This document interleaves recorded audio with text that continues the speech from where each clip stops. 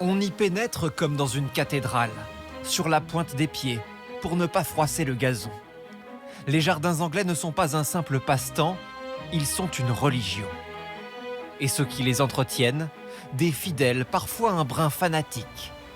Depuis sa retraite, il y a 15 ans, Jim Stockwell consacre 5 à 8 heures par jour à son jardin. Travailler avec les plantes, c'est très apaisant. Ça vide la tête. Avec son épouse Sue, il a façonné 4000 mètres carrés de terrain en un tableau vivant.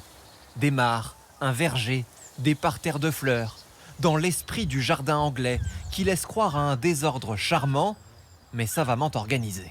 Nous avons donné cette forme au massif pour créer un chemin qui serpente à travers le jardin.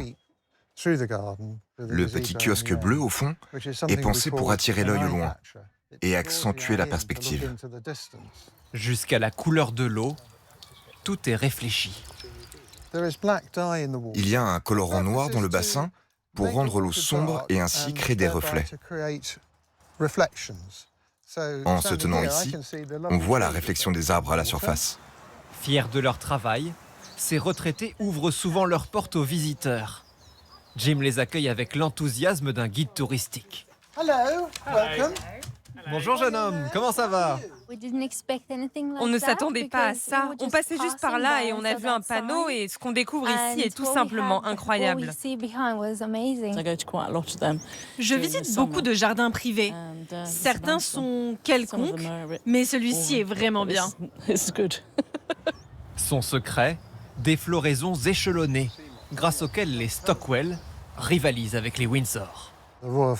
La famille royale choisit ses plantes au château de Balmoral de façon à ce que les jardins soient magnifiques au mois d'août, pour les vacances du roi. Mais à d'autres moments de l'année, c'est beaucoup plus ennuyeux. En Angleterre, le jardin est un sujet sacré. Il a ses influenceurs spécialisés sur les réseaux sociaux.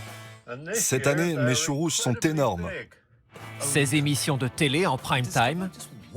Pourquoi notre nation est-elle si passionnée de jardinage? Alors, pour que l'herbe ne soit jamais plus verte ailleurs, certains Anglais n'hésitent pas à retourner sur les bancs de l'école.